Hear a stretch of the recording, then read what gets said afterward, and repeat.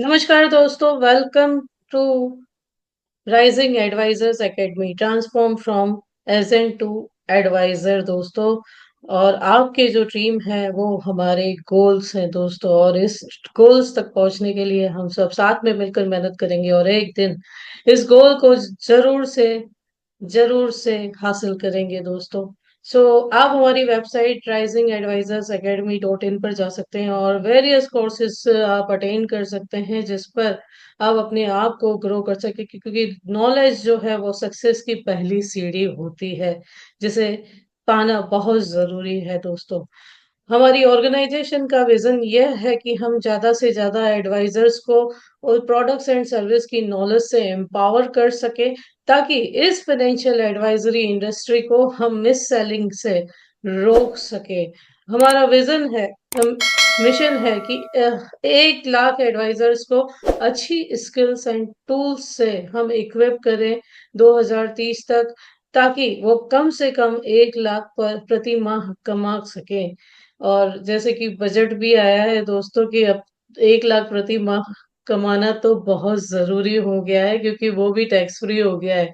Over values क्या है sir? हमारी वैल्यू है इंटीग्रिटी, यानी सत्यनिष्ठता, ऑनेस्टी एंड ट्रांसपेरेंसी से हम वर्क करते हैं। कमिटमेंट, सीखने के लिए, ग्रोथ के लिए और सक्सेस के लिए।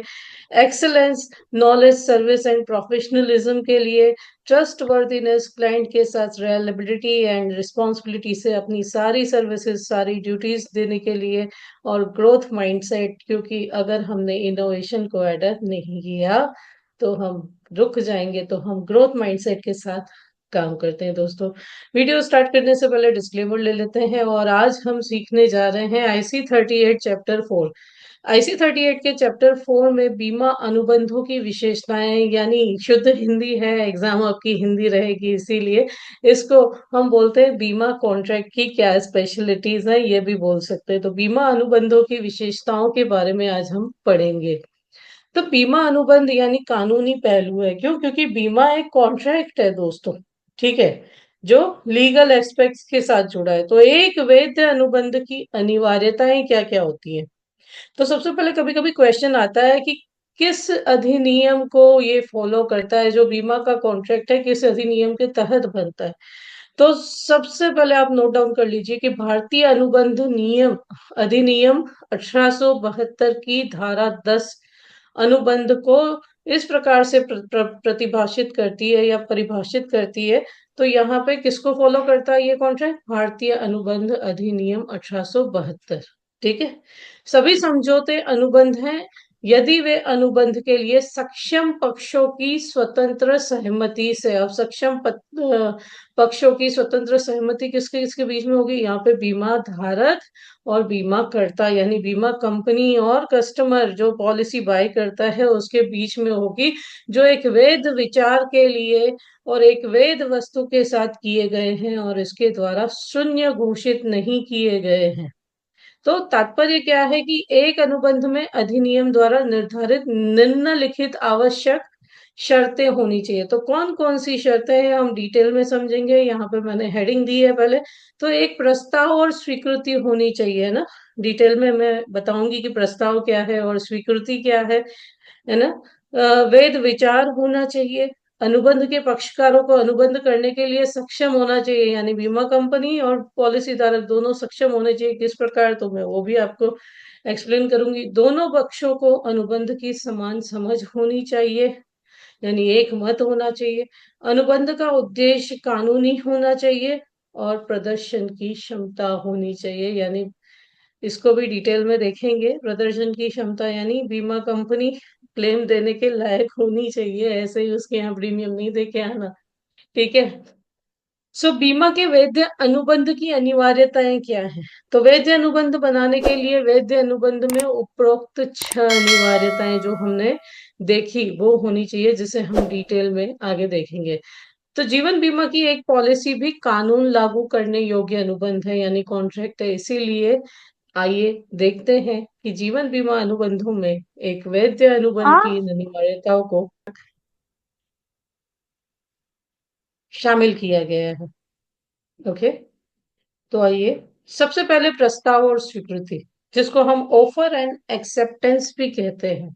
ठीक है, तो इस अनुबंध के पक्षकारों की आपसी सहमति के रूप में भी जाना जाता है। जैसे जीवन बीमा अनुबंध में जीवन बीमा अनुबंध बनाने से पहले एक प्रस्ताव और उस प्रस्ताव की स्वीकृति होनी चाहिए, जो हम प्रपोजल फॉर्म भर के देते हैं। ठीक है, जीवन बीमा अनुबंध की प्रक्रिया अन्य प्रकार के अनुबंधों से अलग होती है। एक संभावित बीमा खरीदार शायद ही कभी बीमाकर्ता के कार्यालय में बीमा की पॉलिसी लेने के लिए आता है ना, क्योंकि इंसान को तो ऐसा लगता है हमारी तो कभी डेथ ही नहीं होने वाली। ओके, पर ऐसा नहीं है, तभी तो एडवाइजर नियुक्त किए जाते हैं ताकि हम समाज को जागरूक कर सकें। तो इसकी बजाय बीमा कंपनी का एक प्रतिनिधि या मध्यस्थ सबसे पहले संभवित खरीदार से संपर्क करता है, और यह प्रतिनिधि या मध्यस्थ ही होता है जो बीमा की कार्यवाही को शुरू करता है। जैसे मैं एक इंश्योरेंस एडवाइजर हूं, तो मैं अपने प्रोस्पेक्ट के पास जाती हूँ कि तुम्हें बीमा क्यों खरीदना चाहिए, क्यों समझाना चाहिए, तो मैं एक प्रस्ताव रखती हूँ कि कम से कम इतना तो होना चाहिए आपके पास। तो वह बीमा खरीदार से बीमा के लिए एक आवेदन लाता है और कार्यालय में जमा करता है। इस प्रकार बीमाकर्ता की ओर से एक प्रस्ताव प्रपत्र बीमा के प्रस्ताव के लिए केवल एक आमंत्रण के बराबर होता है। यहाँ से पॉलिसी क्रिएट नहीं हो जाती।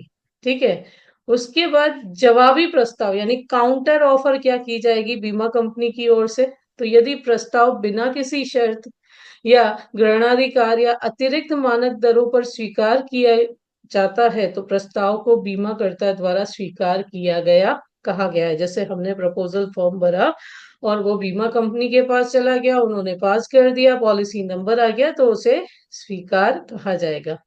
एक बार प्रस्ताव स्वीकृत हो जाने के बाद अनुबंध पूरा हो जाता है, यानी कॉन्ट्रैक्ट हो जाता है। लेकिन अगर बीमाकर्ता प्रस्ताव की स्वीकृति पर कुछ शर्तें रखता है, तो यह कंपनी से एक काउंटर प्रस्ताव होगी। और यदि प्रस्तावक बीमाकर्ता द्वारा काउंटर प्रस्ताव के रूप में रखे गए हैं, तो नियमों और शर्तों को स्वीकार करता है, तो अनुबंध पूरा हो जाता है।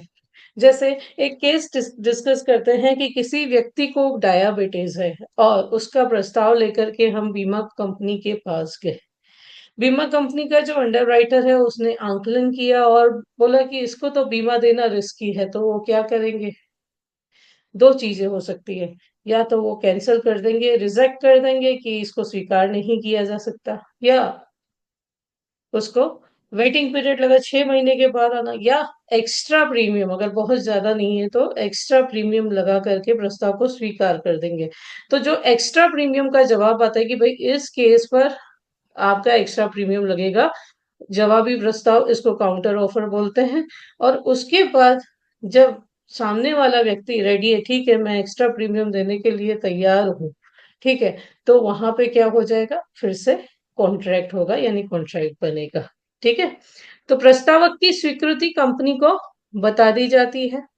जोखिम का प्रारंभ आमतौर पर पॉलिसी के अंतर्गत जोखिम बीमा कंपनी द्वारा प्रस्ताव स्वीकार किए जाने की तारीख से होता है। ऐसा नहीं है कि हमने किस्त भर दी और हमारा जोखिम शुरू हो जाता है, ऐसा नहीं होता।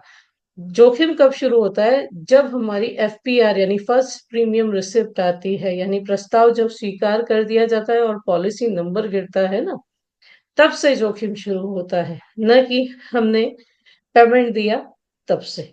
ठीक है, तो ये प्रस्ताव एंड स्वीकृति।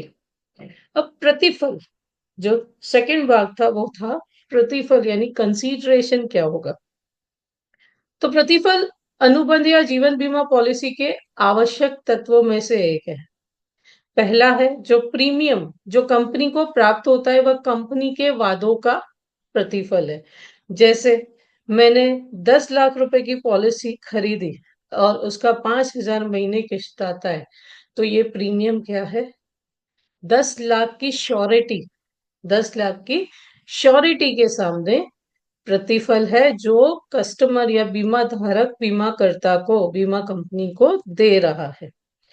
पहले प्रीमियम के बाद जो प्रीमियम भुगतान किए जाते हैं वह प्रतिफल नहीं होता, बल्कि केवल ऐसी शर्तें हैं जो अनुबंध को अस्तित्व में रखने के लिए पूरी की जानी चाहिए। ठीक है, अब आता है पार्टियों की क्षमता, कैपेसिटी ऑफ पार्टीज। तो कोई भी व्यक्ति जब बीमा पॉलिसी खरीदता है तो उसकी प्रीमियम देने की क्षमता क्या है? कोई बीमा कंपनी अगर बीमा देती है तो उसकी बीमा क्लेम सेटल करने की क्षमता कितनी है? तो पार्टियों की क्षमता अर्थात किसी भी अनुबंध के पक्षकारों को अनुबंध करने के लिए कानूनी रूप से सक्षम होना चाहिए। ठीक है। जीवन बीमा अनुबंध के मामले में इसका तात्पर्य है कि बीमाकर्ता के साथ साथ बीमा धारक दोनों को अनुबंध करने में सक्षम होना चाहिए। अब यहाँ पे एक और क्वेश्चन आता है कि क्या कोई माइनर व्यक्ति यानी सगीर व्यक्ति बीमा अनुबंध में सही, ठीक है, सिग्नेचर कर सकता है? तो नहीं कर सकता। क्यों? क्योंकि बीमा एक प्रकार का करार है और किसी भी करार में सिग्नेचर करने के लिए आप नाबालिग नहीं चलेंगे। आप मैच्योर होने चाहिए, मेजर होने चाहिए, आपकी उम्र जो है वो 18 साल से अधिक होनी चाहिए। तो उस केस में कौन सिग्नेचर करता है? उस केस में उनके माता पिता यानी प्रपोजर सिग्नेचर करते हैं। ठीक है। तो इसका अर्थ यह है कि बीमाकर्ता को अनुबंध करने में सक्षम होना चाहिए। जब एक बीमाकर्ता के पास राज्य के सक्षम प्राधिकारी से जीवन बीमा व्यवसाय चलाने और नियामक मापदंडों का पालन करने के लिए वैध लाइसेंस होता है तो अनुबंध के लिए इसकी क्षमता स्पष्ट हो जाती है। प्रस्तावक को भी अनुबंध करने में सक्षम होना चाहिए। प्रस्तावक के मामले में समस्या तब उत्पन्न होती है जब अनुबंध करते समय वह अवयस्क हो, है ना। तो कभी भी अवयस्क व्यक्ति बीमा करार पे सिग्नेचर नहीं कर सकता, या करता है तो फिर उसके गार्डियन की सिग्नेचर लगती है। दूसरी चीज क्या होनी चाहिए? वह नशे में होता है या मानसिक रूप से, यानी पागल को आप बीमा नहीं दे सकते। तो मानसिक रूप से अक्षम व्यक्ति को नहीं दे सकते। यदि वह विदेशी शत्रु है तो भी नहीं होगा, या उसे सक्षम न्यायालय द्वारा प्रतिबंधित किया जाता है तो भी, यानी किसी पर केस चल रहा है तो भी हम बीमा नहीं दे सकते। ठीक है। तो बीमा करार करने के लिए, बीमा अनुबंध करने के लिए दोनों ही पार्टियों की क्षमता सक्षम होनी चाहिए, चाहे वो बीमा करता हो, चाहे वो बीमा धारक हो या प्रस्तावक, है ना। आम सहमति यानी मतैक्य, जिसको कंसेंसस एड इडम बोला जाता है। तो इस शब्द का तात्पर्य है, तो आम सहमति यानी मतैक्य का क्या तात्पर्य है? इसमें शामिल है कि अनुबंध के दोनों पक्षों को एक ही चीज पर और एक ही अर्थ में समझना और सहमत होना चाहिए। ठीक है। जीवन बीमा के एक अनुबंध में प्रस्तावक को पॉलिसी के नियमों और शर्तों और अन्य विशेषताओं को उसी अर्थ में और उसी तरीके से समझना चाहिए जैसा कि बीमा कंपनी द्वारा प्रस्तावित किया गया था, है ना। कोई मिसअंडरस्टैंडिंग नहीं होनी चाहिए। ओके। अनुबंध की वैधता। तो एक वैध अनुबंध का पांचवा घटक अनुबंध का उद्देश्य है। यदि अनुबंध को कानूनी रूप से लागू करने योग्य कहा जाता है तो यह वैध होना चाहिए और अनैतिक या सार्वजनिक नीति के विरुद्ध नहीं होना चाहिए, यानी कोई धोखाधड़ी नहीं होनी चाहिए इसमें। अधिकांश देशों में जुए के लेन देन को कानून द्वारा अवैध घोषित कर दिया जाता है, इसलिए इस तरह के समझौते कानूनन लागू करने योग्य नहीं है। भारतीय अनुबंध अधिनियम 1872 की धारा 30, ये आप थोड़ा नोट कीजिए, क्या कहती है कि दाव के माध्यम से किए गए समझौते शून्य होते हैं। यानी आप बीमा ले रहे हो, एक प्रकार का सट्टा खेल रहे हो, तो वो शून्य है। ठीक है। कौन सी धारा? भारतीय अनुबंध अधिनियम 1872 की धारा 30।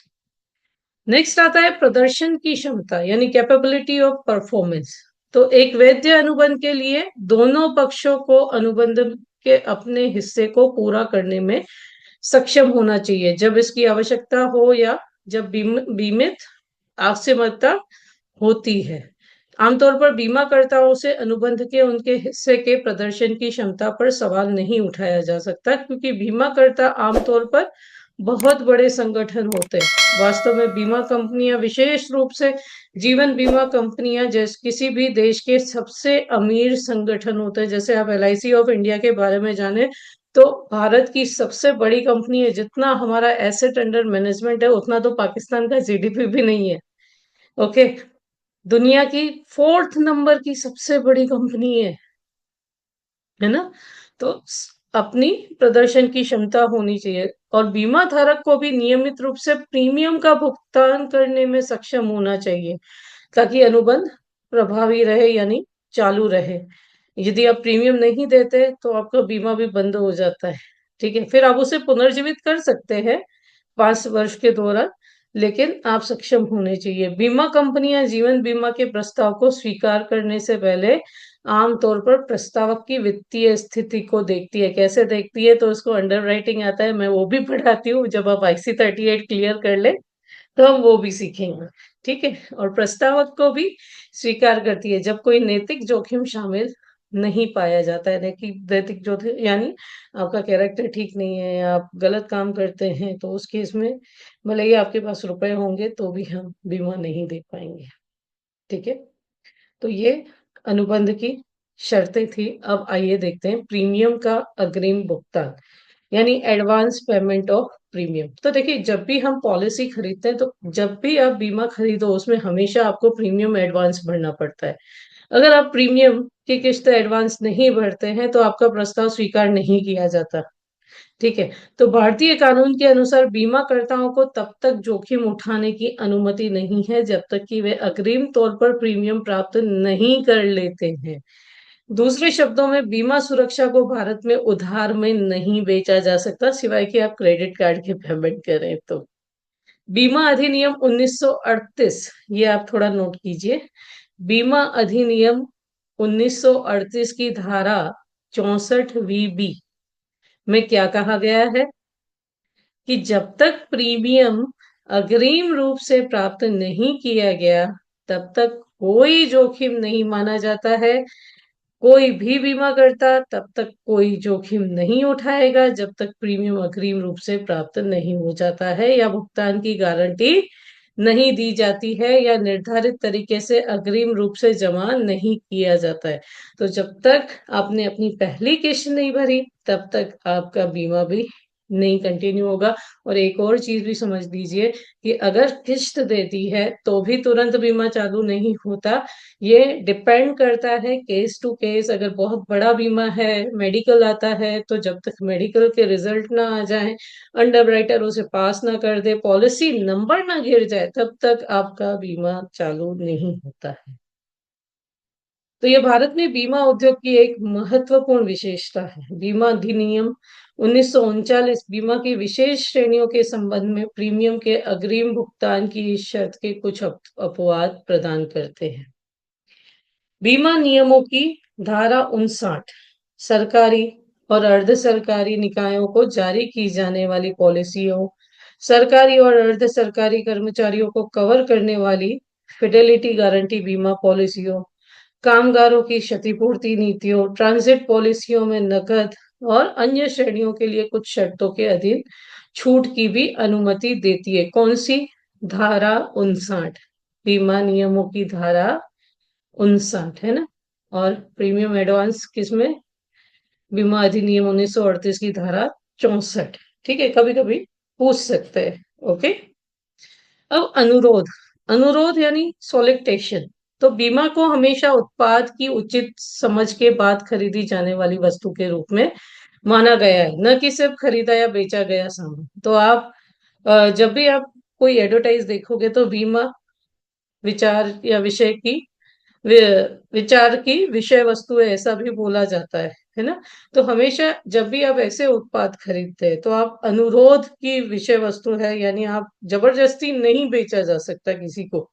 ठीक है, इसलिए ग्राहक द्वारा बीमा की याचना की जानी चाहिए या मांगी जानी चाहिए। परंपरागत रूप से बीमाकर्ता घोषणा करते हैं कि बीमा याचना की विषय वस्तु है। स्पष्ट करने के लिए बीमा कोई बना बनाया उत्पाद नहीं है, जैसे बिस्किट का पैकेट या चॉकलेट की एक पट्टी जिसे हम सीधे खरीद या बेच सके। इसके लिए प्रोसीडिंग्स होती हैं। तो ग्राहकों को अपनी बीमा जरूरतों के बारे में पेशेवर सलाह के आधार पर योग्य व्यक्ति के साथ चर्चा करनी होगी, ताकि सही बीमा उत्पाद खरीदा जा सके, क्योंकि मिस सेलिंग बहुत होती है और मिस सेलिंग के कारण बहुत सारी पॉलिसीज लैप्स हो जाती है। इसलिए अपना नॉलेज बढ़ाएं, प्रोडक्ट्स को जानें और फिर कस्टमर को प्रोडक्ट्स बेचें। तो बीमा उत्पाद को सही समझा जाना चाहिए और पॉलिसी कवरेज, बहिष्करण, नियम और शर्तों के संदर्भ में ग्राहक की विशिष्ट आवश्यकता और आवश्यकताओं के लिए सबसे उपयुक्त पेशकश पर विचार किया जाना चाहिए। कुछ भी नहीं खरीद लेना चाहिए। दोस्तों, अभी तक हमने देखा कि बीमा जो है ये याचना की विषय विषय वस्तु है। अब हम देखेंगे अनुग्रह अवधि। अनुग्रह अवधि, जिसको ग्रेस पीरियड के नाम से भी जाना जाता है।